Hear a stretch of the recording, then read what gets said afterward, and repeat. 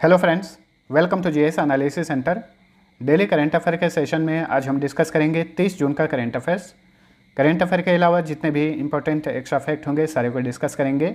साथ ही इसका पीडीएफ इस वीडियो के डिस्क्रिप्शन से आप डाउनलोड कर सकते हैं। दोस्तों, 2022 का अर्धवार्षिक करंट अफेयर का वीडियो आ गया है। जो लोग नहीं देखे हैं ज़रूर देखिए, प्ले लिस्ट में वीडियो मिल जाएगा। इसमें जनवरी से लेकर जून तक के मोस्ट इंपॉर्टेंट करंट अफेयर के क्वेश्चंस कवर किए गए हैं। साथ ही साथ इसका पीडीएफ भी डाउनलोड कर सकते हैं। पीडीएफ का लिंक नीचे डिस्क्रिप्शन में मिल जाएगा। तो अब चलिए स्टार्ट करते हैं आज का सेशन। पहला क्वेश्चन है, मुकेश अंबानी के इस्तीफे के बाद रिलायंस जियो इन्फोकम लिमिटेड के नए चेयरमैन कौन बने हैं? तो देखिए, रिलायंस जियो इन्फोकम लिमिटेड के नए चेयरमैन बने हैं आकाश अंबानी, जो कि मुकेश अंबानी के पुत्र हैं। Option B right answer. ध्यान रखिएगा, मुकेश अंबानी वर्तमान में रिलायंस ग्रुप के चेयरमैन और मैनेजिंग डायरेक्टर हैं। इन्होंने रिलायंस जियो इन्फोकम के चेयरमैन पद से इस्तीफा दिया है। रिलायंस ग्रुप की स्थापना हुई थी 1973 में, मुख्यालय मुंबई में है। शापूरजी पालोनजी ग्रुप के किस अध्यक्ष का हाल ही में निधन हो गया है? तो देखिए, शापूरजी पालोनजी ग्रुप के चेयरमैन थे पालोनजी शापूरजी मिस्त्री।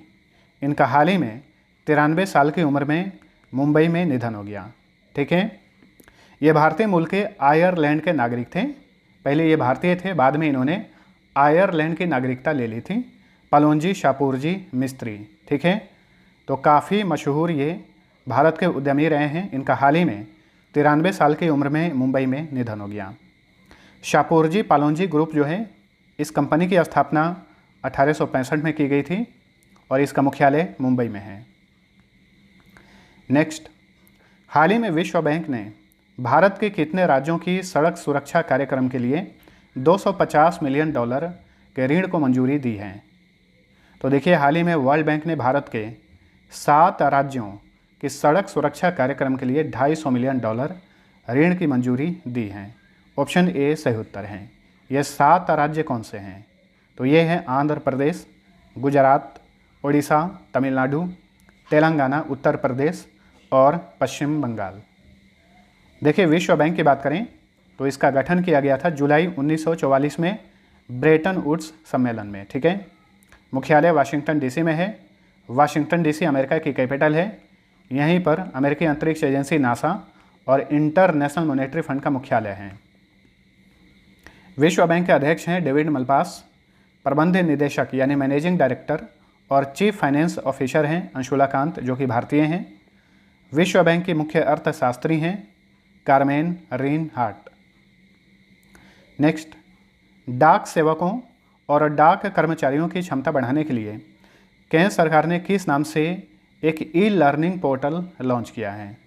तो देखिए, हाल ही में भारत सरकार ने डाक कर्मचारियों के लिए एक ई लर्निंग पोर्टल लॉन्च किया है।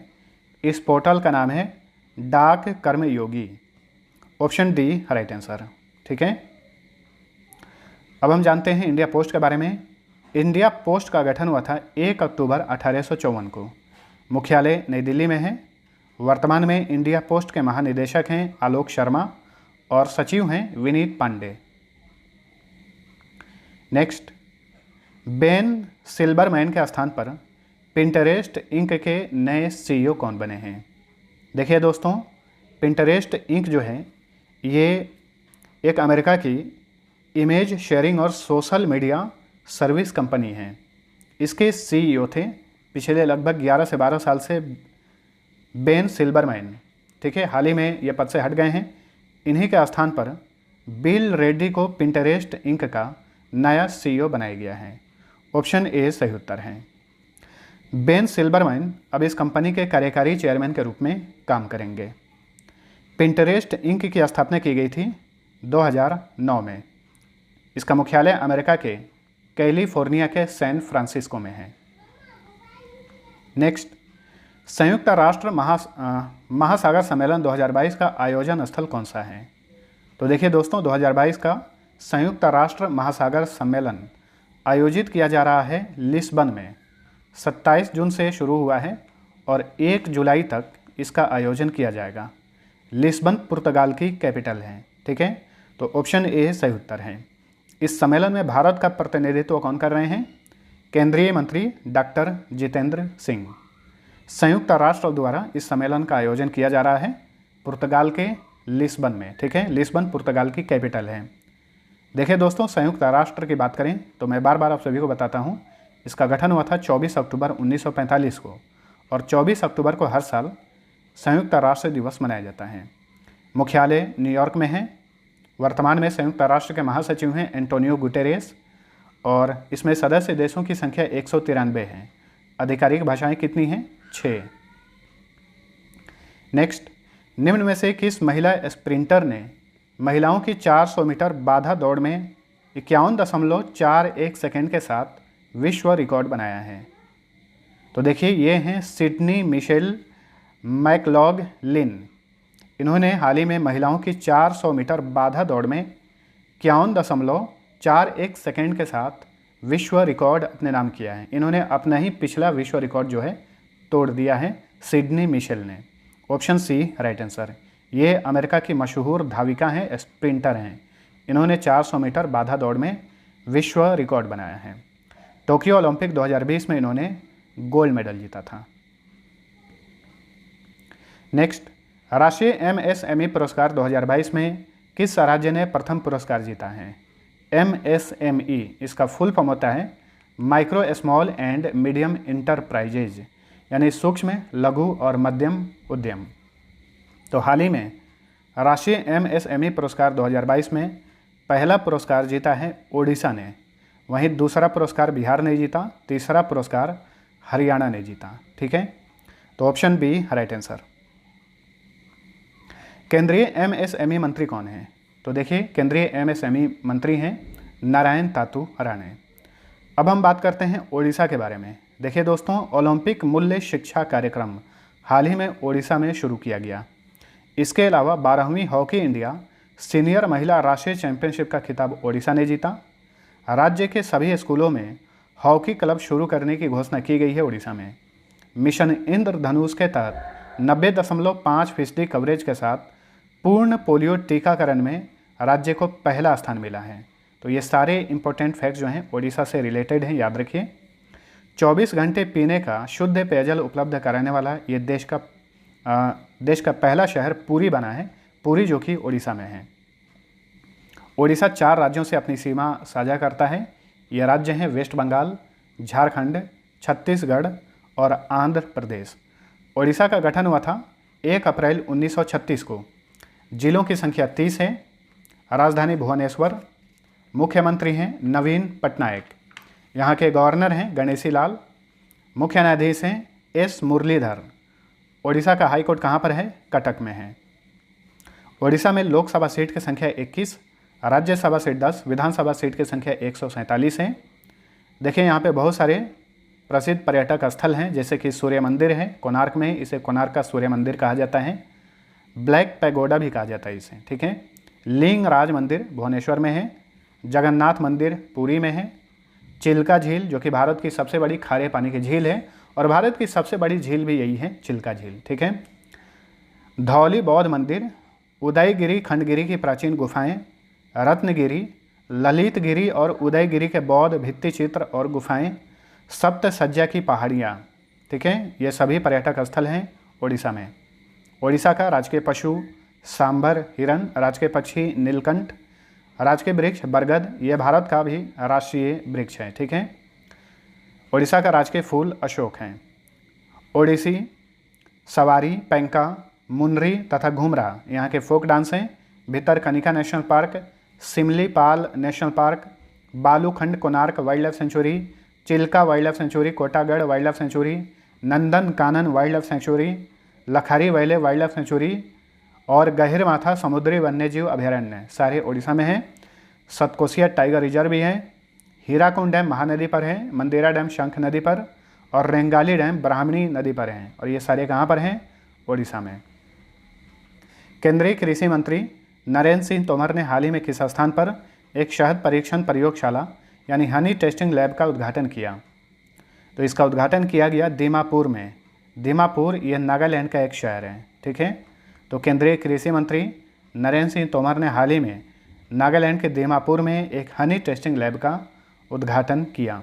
चलिए अगला क्वेश्चन, 21वें ट्रांसिल्वेनिया अंतर्राष्ट्रीय फिल्म महोत्सव में किस फिल्म को बेस्ट फिल्म के लिए ट्रांसिल्वेनिया ट्रॉफी से सम्मानित किया गया। देखिए ये फिल्म महोत्सव रोमानिया में आयोजित किया जाता है और इस फिल्म महोत्सव में बेस्ट फिल्म का पुरस्कार जीता उटामा फिल्म ने। ऑप्शन ए सही उत्तर है और उटामा फिल्म के डायरेक्टर हैं एलेजांद्रो लोएजा ग्रीसी। ठीक है, इनकी ये पहली ही फिल्म है और इनकी पहली ही फिल्म ने बेस्ट फिल्म का पुरस्कार जीत लिया है ट्रांसिल्वेनिया अंतर्राष्ट्रीय फिल्म महोत्सव में। नेक्स्ट, वायरस और कुंभलंगी नाइट्स जैसी मलयालम फिल्मों में काम कर चुकी किस अभिनेत्री का हाल ही में निधन हो गया। तो इनका नाम है अंबिका राव, जो कि मशहूर मलयालम फिल्मों की अभिनेत्री थी। इनका हाल ही में निधन हो गया। नेक्स्ट, किस देश के सबसे सफल क्रिकेट कप्तान इयोन मॉर्गन ने अंतर्राष्ट्रीय क्रिकेट से संन्यास ले लिया है। तो देखिए दोस्तों, इयोन मॉर्गन ये इंग्लैंड के कप्तान हैं। हाल ही में इन्होंने अंतर्राष्ट्रीय क्रिकेट से संन्यास ले लिया है। Option C right answer. Eoin Morgan की ही कप्तानी में इंग्लैंड ने 2019 में पहली बार ओडीआई विश्व कप का खिताब जीता था। ठीक है, और इस तरह से ये इंग्लैंड के सबसे सफल कप्तान थे। इन्होंने संन्यास ले लिया है। इसके अलावा इंग्लैंड की तरफ से सबसे अधिक मैच और सबसे अधिक रन बनाने वाले खिलाड़ी यही थे। ठीक है, इंपॉर्टेंट क्वेश्चन बनेगा, याद रखिए। इयोन मॉर्गन ये इंग्लैंड के कप्तान थे। तो फ्रेंड्स, ये था हमारा आज का करंट अफेयर। वीडियो पसंद आया है तो लाइक और शेयर जरूर करना। अब चलिए पिछले क्लास का क्विक रिवीजन कर लीजिए। पहला क्वेश्चन, अंतर्राष्ट्रीय भारोत्तोलन महासंघ के नए अध्यक्ष कौन बने हैं। Mohammed Hassan Jaloud. Miss India worldwide 2022 का खिताब किसने जीता है। खुशी पटेल ने, जो कि भारतीय ब्रिटिश महिला हैं। टोगो और गैबोन के कॉमनवेल्थ देशों में शामिल होने के बाद अभी संघ में कुल सदस्य देशों की संख्या कितनी हो गई है। 56। कैरिबियन मैंग्रोव दलदल में शोधकर्ताओं ने हाल ही में विज्ञान के क्षेत्र में अब तक ज्ञात सबसे बड़ा डैश खोजा है। बैक्टीरिया। ये बैक्टीरिया इतना बड़ा है कि इसे खुली आंखों से देखा जा सकता है। केंद्रीय प्रत्यक्ष कर बोर्ड के नए अध्यक्ष कौन बने हैं। नितिन गुप्ता। प्रसिद्ध अंबुबाची मेला निम्न में से किस मंदिर के परिसर में आयोजित किया जाता है। गुवाहाटी के कामाख्या मंदिर में। निम्न में से किस राज्य की सरकार ने सरकारी कर्मचारियों और पेंशन भोगियों के लिए मेडिसेप स्वास्थ्य बीमा योजना शुरू की है। केरल की सरकार ने। प्रथम कैंपे गौड़ा इंटरनेशनल अवार्ड 2022 के विजेता कौन बने हैं। पहली बार यह पुरस्कार दिया गया है और 3 लोग इसके विजेता बने हैं। ठीक है, कर्नाटक के मुख्यमंत्री बसवराज बोम्मई ने इन तीनों को ये पुरस्कार दिया। ये हैं SM कृष्णा, जो कि कर्नाटक के पूर्व मुख्यमंत्री हैं। NR नारायण मूर्ति, जो कि IT कंपनी इन्फोसिस के संस्थापक हैं। प्रकाश पादुकोण, जो कि भारत के पूर्व बैडमिंटन खिलाड़ी हैं। इन तीनों को ये पुरस्कार दिया गया है। भारतीय सार्वजनिक उपक्रमों के जनक कहे जाने वाले किस प्रसिद्ध उद्यमी का हाल ही में निधन हो गया। डॉक्टर V कृष्णमूर्ति को father of public sector undertakings of India कहा जाता है। नवीनतम पुस्तक the life and times of George Fernandes के लेखक कौन हैं। राहुल रामागुंडम।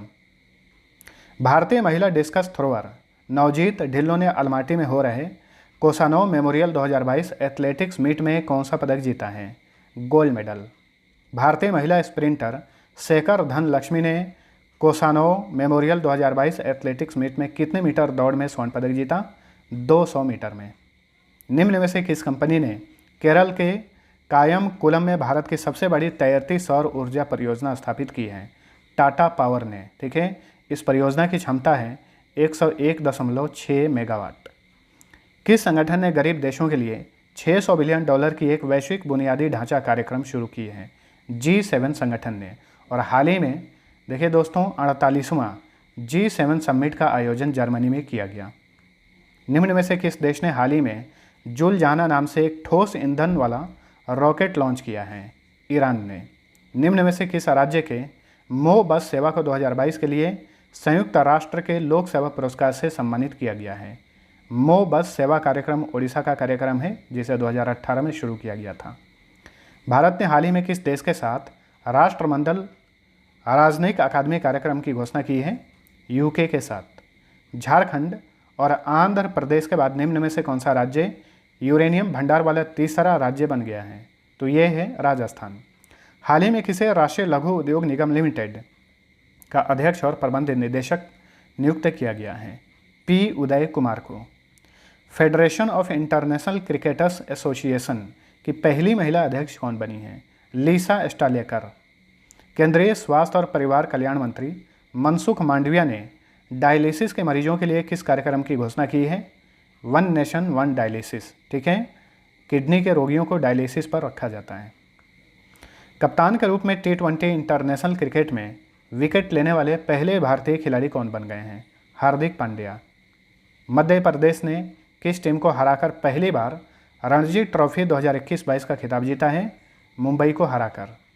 भारतीय ड्रोन स्टार्टअप गरुड़ एरोस्पेस ने किस देश में अपना पहला एरोस्पेस प्लांट स्थापित करने के लिए हिलसे ग्लोबल के साथ समझौता किया है? मलेशिया में। और देखिए, हाल ही में क्रिकेटर महेंद्र सिंह धोनी को गरुड़ एरोस्पेस का ब्रांड एम्बेसडर बनाया गया था। किस भाषा के प्रसिद्ध लेखक, पत्रकार और गीतकार चौलूर कृष्णन कुट्टी का हाल ही में 86 साल की उम्र में निधन हो गया?